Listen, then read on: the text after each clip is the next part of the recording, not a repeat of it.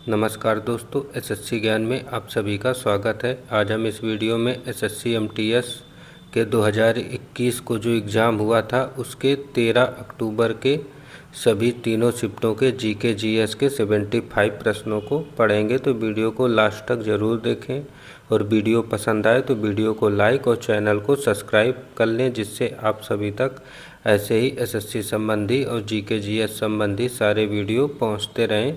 तो बढ़ते हैं अपने 13 अक्टूबर के प्रथम शिफ्ट के प्रश्नों की ओर। 13 अक्टूबर की प्रथम शिफ्ट में पहला प्रश्न है, भारत में बैंकिंग क्षेत्र के संदर्भ में आरटीजीएस में जी किस शब्द का द्योतक है? तो इसका आंसर होगा ग्रॉस। अगला प्रश्न है, भारत के संविधान की कौन सी अनुसूची राज्य की विधान परिषद में सीटों के आवंटन से संबंधित है? तो इसका आंसर होगा चौथी अनुसूची, जो है सीटों के आवंटन से संबंधित है।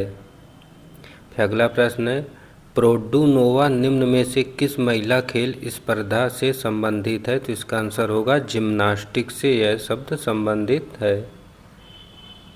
अगला प्रश्न था, कठोरतम मिट्टी पर किसी मृत कीट के शरीर के किसी हिस्से की छाप किसका एक उदाहरण है? तो आंसर होगा जीवाश्म का एक उदाहरण है। अगला प्रश्न, पारो शहर कहाँ का एक प्रसिद्ध पर्यटन स्थल है? तो इसका आंसर होगा भूटान देश का यह एक शहर है जो बहुत प्रसिद्ध स्थल है। अगला प्रश्न, निम्न में से कौन दिल्ली के लोदी राजवंश का अंतिम शासक था? तो इसका आंसर होगा इब्राहिम लोदी अंतिम शासक था। अगला प्रश्न था, 7 जुलाई 2020 की स्थिति के अनुसार भारत के केंद्रीय कानून और न्याय मंत्री कौन थे? तो इसका आंसर होगा रविशंकर प्रसाद। अगला है, भारत में स्वयं सहायता समूहों के मुख्य उद्देश्यों में निम्न में से कौन सा शामिल नहीं है? तो आंसर होगा संपार्श्विक के साथ ऋण प्रदान करना। अगला है, वेटिंग फॉर द महात्मा शीर्षक पुस्तक के लेखक का नाम क्या है? तो आंसर होगा आर.के. नारायण। फिर अगला प्रश्न है, प्राचीन भारतीय इतिहास के संदर्भ में निम्न में से कौन चिकित्सा के क्षेत्र में प्रसिद्ध था? तो आंसर होगा चरक। अगला प्रश्न था, पीएच में पी किस शब्द का द्योतक है? तो इसका आंसर होगा पोटेंज का द्योतक है पी। अगला प्रश्न था, 49वें दादा साहेब फाल्के पुरस्कार से प्राप्तकर्ता कौन थे? तो आंसर होगा विनोद खन्ना। अगला प्रश्न है, धनराज पिल्लई का संबंध निम्न में से किस खेल से है? तो इसका आंसर होगा हॉकी से संबंधित है यह धनराज पिल्लई। अगला था, मोहम्मद बिन तुगलक ने अपनी राजधानी दिल्ली से कहाँ स्थानांतरित की थी? तो इसका आंसर होगा दौलताबाद में। अगला था, फ़ारेनहाइट स्केल पर भापांक या स्टीम पॉइंट क्या होता है? तो इसका आंसर होगा 212 अंश फ़ारेनहाइट। अगला था, निम्न में से क्या कूलाम प्रति सेकंड के बराबर है? तो इसका आंसर होगा एम्पियर। अगला प्रश्न था, जब हाइड्रोजन के निर्माण के लिए रक्त तप्त लोहे की रॉड के ऊपर से भाप गुजारकर रासायनिक समीकरण को संतुलित किया जाता है तो समीकरण के बाएं पक्ष में पानी के अणुओं की संख्या कितनी होती है? तो आंसर होगा 4। अगला था, निम्न में से कौन सा बंदरगाह गुजरात में स्थित है? तो इसका आंसर होगा कांडला बंदरगाह गुजरात राज्य में स्थित है।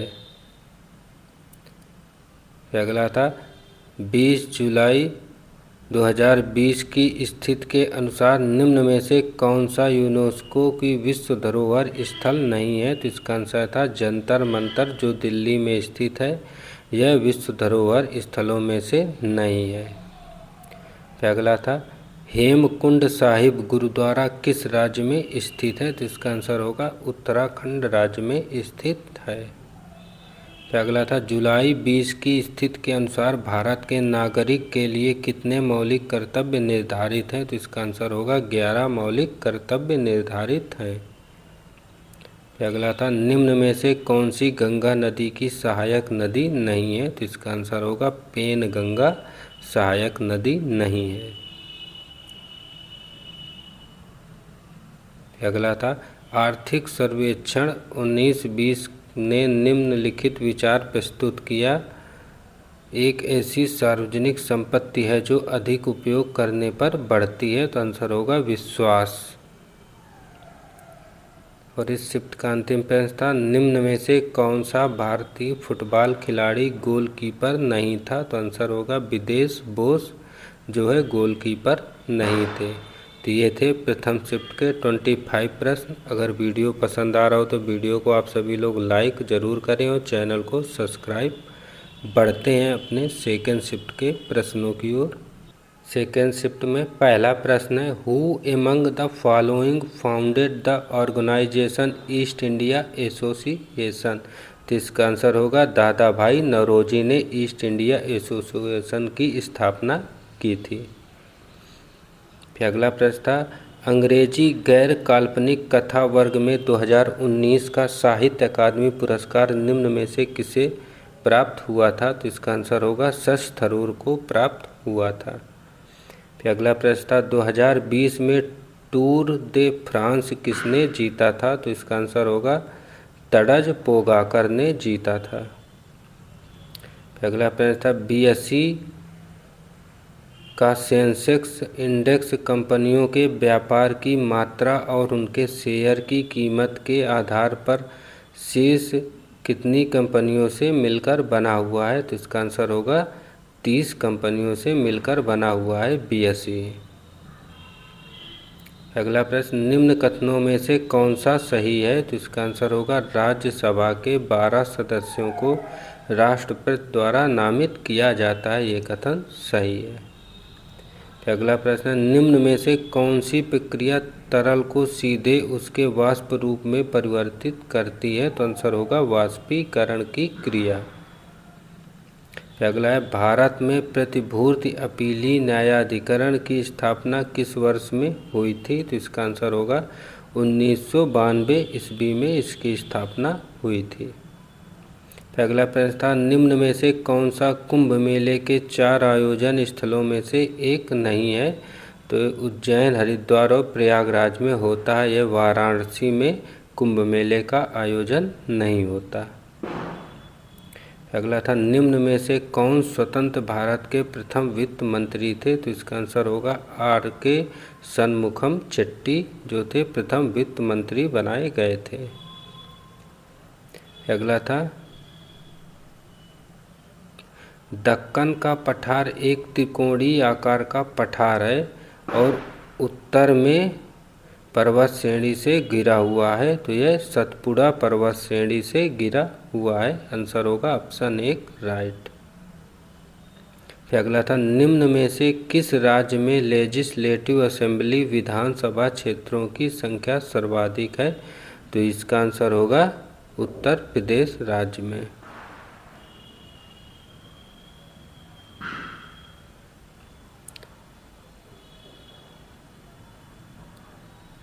अगला प्रश्न निम्न में से कौन सा रोग कारक काला अजार रोग का कारण बनता है? तो आंसर होगा प्रोटोजोआ। अगला प्रश्न कहा जाता है कि प्रथम बौद्ध परिषद को किसके द्वारा संरक्षण प्रदान किया गया था? तो आंसर होगा अजातशत्रु के द्वारा संरक्षण प्रदान किया गया था। अगला प्रश्न था निम्न में से कौन सा संक्रामक रोग का एक उदाहरण है? तो आंसर होगा तपेदिक संक्रामक रोग का एक उदाहरण है। अगला था मीनाक्षी श्रीनिवासन निम्न में से किस नृत्य शैली की प्रतिनिधि के रूप में ख्यात लब्ध हैं? तो आंसर होगा भारतनाट्यम नृत्य शैली के रूप में ख्यातबद्ध हैं। फिर अगला था प्रधानमंत्री मुद्रा योजना के तहत कितने तक आय उत्पन्न करने वाली गतिविधियों के लिए दिए जाने वाले ऋण को शिशु ऋण कहा जाता है? तो आंसर होगा 50,000 रुपये आय तक।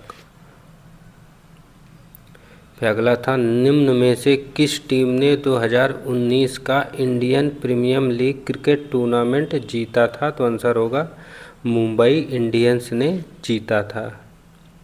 फिर अगला होगा, भगवान महावीर को मोक्ष निम्न में से किस स्थान पर प्राप्त हुआ था? तो आंसर होगा पावापुरी में प्राप्त हुआ था। फिर अगला था, ब्रिटिश भारती की राजधानी किस वर्ष कलकत्ता से दिल्ली स्थानांतरित की गई थी? तो आंसर होगा 1911 ईस्वी में स्थानांतरित की गई थी। और इस शिफ्ट का अंतिम प्रश्न था, 2011 की जनगणना के अनुसार भारत की साक्षरता दर कितनी थी? तो इसका आंसर होगा 74% थी। तो ये थे सेकंड शिफ्ट के 25 प्रश्न। अब बढ़ते हैं अपने थर्ड शिफ्ट के प्रश्नों की ओर। थर्ड शिफ्ट में पहला प्रश्न है, महाराष्ट्र की पहली महिला चुनाव आयुक्त कौन बनी थी? तो इसका आंसर होगा नीला सत्यनारायण बनी थी।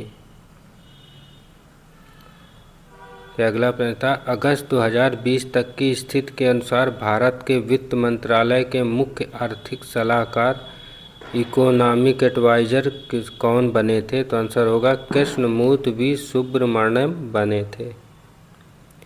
अगला था, 2003 में दक्षिण अफ्रीका में महात्मा गांधी ने किस अखबार की स्थापना की थी? तो आंसर होगा इंडियन ओपिनियन अखबार की स्थापना की थी। अगला था, राजस्थान में पश्चिम में बहने वाले सबसे बड़ी नदी निम्न में से कौन सी है? तो इसका आंसर होगा लूनी नदी। फिर अगला था, वर्साय की संधि किस वर्ष में हस्ताक्षरित हुई थी? तो आंसर होगा 1919 ईस्वी में हस्ताक्षरित हुई थी। फिर अगला था, हर्पेटोलॉजी किससे संबंधित है? तो इसका आंसर था सरीसृप और उभयचर के अध्ययन से संबंधित है हर्पेटोलॉजी।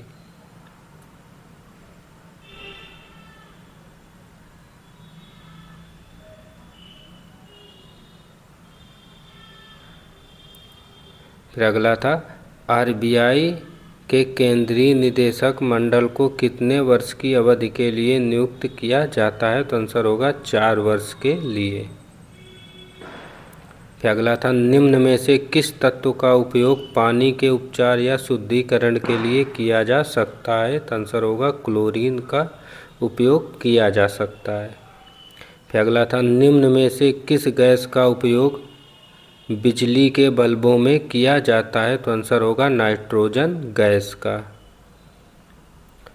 फिर अगला था, दुनिया के एकमात्र समुद्र का नाम बताइए जिसके पास भूमि सीमा नहीं है? तो आंसर होगा सारगैसो सागर। फिर अगला था, तपेदिक या टीबी के टीके की खोज किसने की थी? तो आंसर होगा लियोन कैलमेट और कमाइल गुएरिन ने की थी। अगला था, गंभीरा धाली व यात्रा किस राज्य की प्रसिद्ध नृत्य शैली है? तो आंसर होगा पश्चिम बंगाल की। और यह प्रश्न इस वर्ष एसएससी एमटीएस में पूछा गया है। अगला था, धनगरी गजा एक नृत्य शैली है जो मुख्य रूप से संबंधित है? तो आंसर होगा महाराष्ट्र राज्य से संबंधित है। अगला था, अर्थशास्त्र के संदर्भ में यूएनडीपी का अर्थ क्या है? तो आंसर होगा यूनाइटेड नेशंस डेवलपमेंट प्रोग्राम। अगला, 22 जुलाई 2020 को मुंबई कस्टम के उपायुक्त कौन थे जो वर्ष 2020-23 की अवधि के लिए BRICS Chamber of Commerce and Industry के युवा नेताओं के लिए संचालन समिति का मानद सलाहकार नियुक्त किए गए हैं? तो आंसर होगा साहिल सेठ। अगला था, उस देश का नाम बताइए जिसके पास सबसे अधिक एएफसी एशियाई कप खिताब हैं? तो आंसर होगा जापान देश। अगला था, 3 एकाकी नाटक 3 एक्ट प्ले पोस्ट ऑफिस के लेखक कौन थे? तो आंसर होगा रविंद्रनाथ टैगोर। अगला था भारतीय संविधान का अनुच्छेद 61 संबंधित है, तो आंसर होगा राष्ट्रपति का महाभियोग से। अगला था दुनिया में सबसे अधिक टाइम जोन किस देश में है, तो आंसर होगा फ्रांस में। अगला था भारत के संविधान का कौन सा भाग वित्त, संपत्ति, अनुबंध और मुकदमे से संबंधित है, तो आंसर होगा भाग 12। फिर अगला था निम्न में से कौन सा एसिड आमाशय में विद्यमान आमाशयी ग्रंथियों द्वारा स्रावित किया जाता है, तो आंसर होगा हाइड्रोक्लोरिक एसिड। अगला था निम्न के बाद सम्राट अशोक ने बौद्ध धर्म ग्रहण किया था, तो आंसर होगा कलिंग युद्ध के बाद। अगला था भलरी किस राज्य के लोकप्रिय गीतों में से एक है जिसे किसानों द्वारा अपने खेतों में काम करते समय गाया जाता है, तो आंसर होगा महाराष्ट्र का लोकप्रिय गीत है भलरी।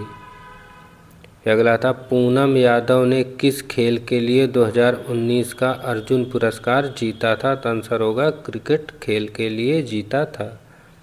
और इस शिफ्ट का अंतिम प्रश्न ब्रिटेन के किस कानून के द्वारा भारतीय प्रतिनिधियों को भारतीय विधान परिषदों के चुनाव में पहली बार सीटों का आवंटन किया गया था, तो आंसर होगा भारतीय परिषद अधिनियम 1892 के तहत आवंटन किया गया था। तो ये थे सभी तीनों शिफ्टों के 75 प्रश्न। अगर वीडियो पसंद आया हो तो वीडियो को लाइक और चैनल को सब्सक्राइब ज़रूर करें। मिलते हैं अपने अगले वीडियो में, तब तक के लिए नमस्कार, जय हिंद।